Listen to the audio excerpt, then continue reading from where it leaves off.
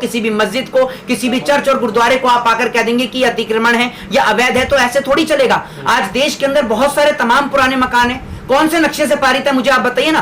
कई कई सालों पुरानी बिल्डिंग्स हैं, तो आप उनको सबको अवैध बता के गिरा थोड़ी देंगे। जिस देश के अंदर हिंदू बहुसंख्यक हो उस देश में हिंदू खतरे में कैसे आ सकता है? लेकिन ये बात देश की जनता को समझ में नहीं आती। अगर यही घटना यूपी में होती तो मैं बिल्कुल मानता हूं कि विपक्ष सड़कों पर होता, लेकिन अगर विपक्ष के राज्यों में हो रही है तो विपक्ष क्यों चुप है? मैं आपसे ये कहता हूं कि अगर मुसलमान इस देश से चला गया तो हिंदू हिंदू आपस में लड़के मर जाएगा। ब्राह्मण शूद्र वैश्य क्षत्रिय के नाम पर जो लोग हिंदुओं को एक करने की बात करते हैं, क्या वो रोटी और बेटी का संबंध बनाएंगे? जो जिन लोगों को मटके से पानी नहीं पीने देते, घोड़ी पर चढ़ने नहीं देते, वो आपको लगता है रोटी और बेटी का संबंध बनाएंगे? मतलब आप लोगों को पशुओं की चर्बी से बने घी के प्रसाद को खिला रहे हैं और एक और आप कह रहे हैं कि हिंदुत्व हम फैलाएंगे।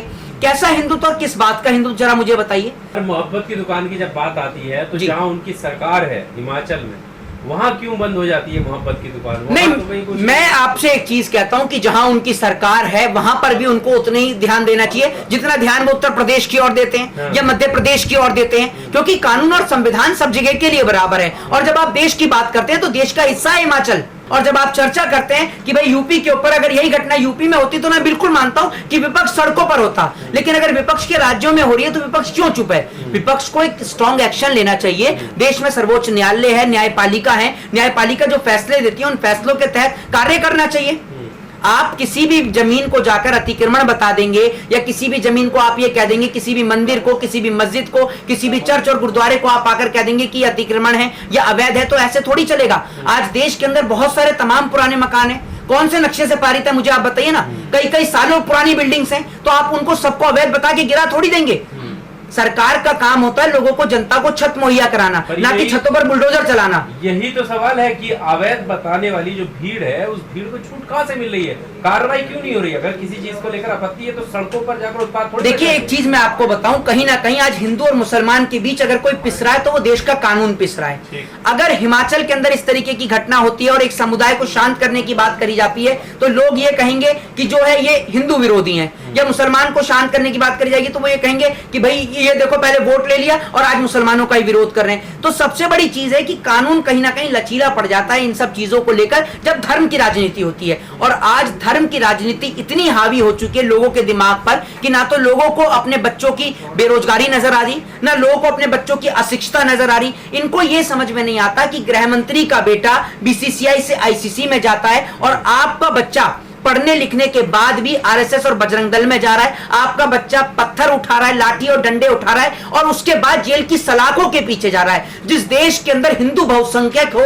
उस देश में हिंदू खतरे में कैसे आ सकता है? लेकिन यह बात देश की जनता को समझ में नहीं आती। आज हिंदू एक बड़ी संख्या में है, लेकिन उसको बांटने का काम किया गया। आपको क्या लगता है मुसलमान इस देश में विवाद है? मैं आपसे यह कहता हूं कि अगर मुसलमान इस देश से चला गया तो हिंदू हिंदू आपस में लड़के मर जाएगा। ब्राह्मण शूद्र वैश्य क्षत्रिय के नाम पर मैं आपसे कहता हूं पहले हिंदू को एक करिए ना। जो लोग हिंदुओं को एक करने की बात करते हैं, क्या वो रोटी और बेटी का संबंध बनाएंगे? जो जिन लोगों को मटके से पानी नहीं पीने देते, घोड़ी पर चढ़ने नहीं देते, वो आपको लगता है रोटी और बेटी का संबंध बनाएंगे? आप बनाइए रोटी और बेटी का संबंध, हिंदू तो अपने आप एक हो जाएगा।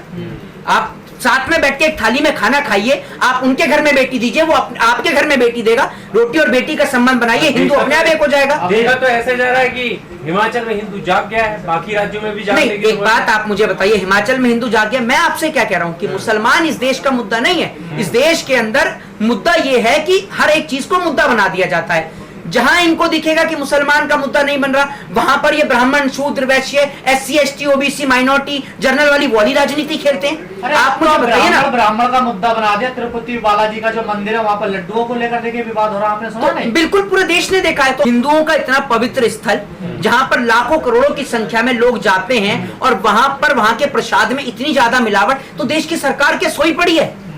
क्यों नहीं सरकार जागती? और सबसे बड़ी बात कि यहां तक यह भी सुनने को आया है कि उसी प्रसाद को जो है जब राम मंदिर का उद्घाटन हो तो वहां पर भी वितरित किया गया। आप मुझे ये बताइए ना, मतलब आप लोगों को पशुओं की चर्बी से बने घी के प्रसाद को खिला रहे हैं और एक और आप कह रहे हैं कि हिंदुत्व हम फैलाएंगे। कैसा हिंदुत्व और किस बात का हिंदुत्व, जरा मुझे बताइए।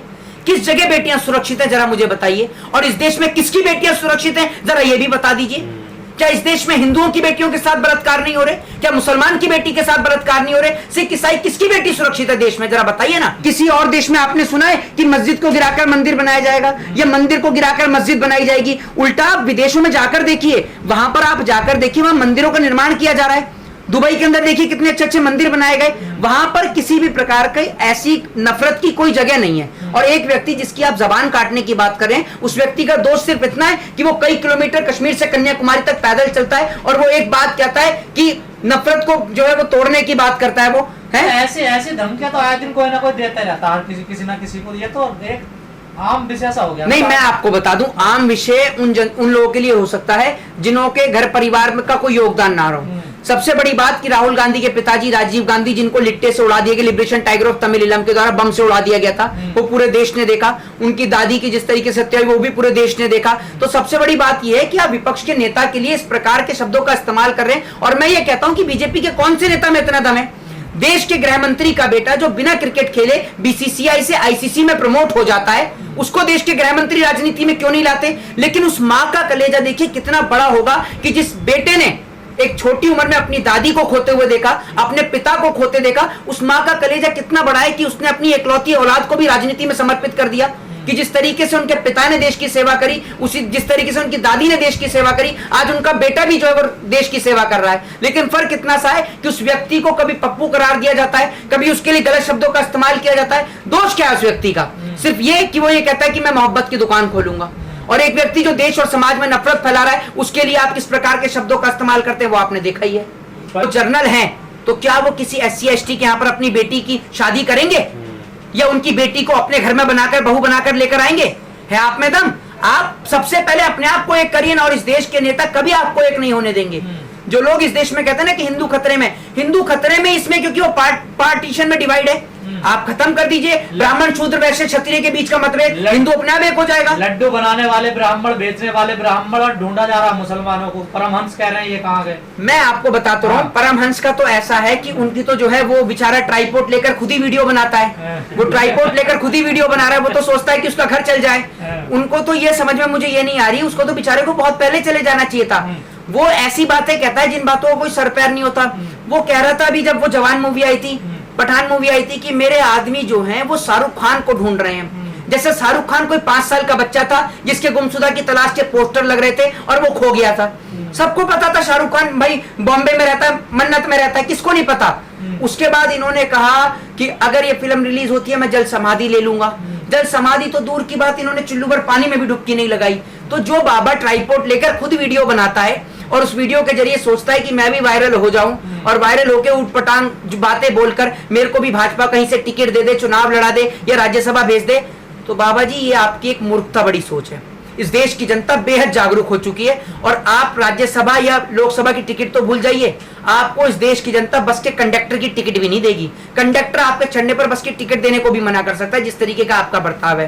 ट्राइपॉड लेकर वीडियो बनाने से ना आप ये सोचते हैं कि आप बहुत बड़े बाबा बन गए, तो ये आपकी गलत सोच है और इस गलत फहमी को जितनी जल्दी आप दूर कर लें उतना बेहतर रहेगा। देखिए जिस तरीके से भारत देश का संविधान देश के प्रत्येक बोलने की आजादी देता है, लेकिन जिस तरीके से भारतीय जनता पार्टी के अनपढ़ जाहिल और गवार नेता कभी राहुल गांधी को तो कभी किसी नेता को मारने की धमकी देते हैं, कभी कोई राहुल गांधी की जीभ काटने की बात करता है, उस पर इनाम रखने की बात करता है। एक बात मुझे समझ में नहीं आती, ये जो बात इन्होंने राहुल गांधी को नहीं उनके तमाम कार्यकर्ताओं को और पार्टी के तमाम सहयोगियों को कहने की बात करी है।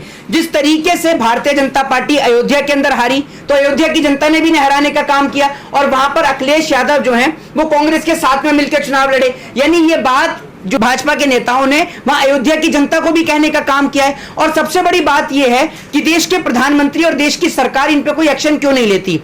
अगर यही बात अभी विपक्ष के किसी नेता ने कह दी होती तो या तो उसकी संसद की सदस्यता चली हो गई होती या विधानसभा की सदस्यता चली गई होती या उसके ऊपर केस होके वो भी जेल की सलाखों के पीछे होता। लेकिन भाजपा में जो जितना लुच्चा है वो उतना उच्चा है। जिस तरीके से एक व्यक्ति को एक पेपर देने के लिए पढ़ाई की क्वालिफिकेशन की जरूरत होती है, भाजपा में टिकट लेने के लिए एक ही योग्यता है कि जो जितनी गालियां देगा, जितने कठोर शब्दों का प्रयोग करेगा, बहन बेटियों के लिए गलत शब्दों का इस्तेमाल करेगा, उसको टिकट मिल जाएगी।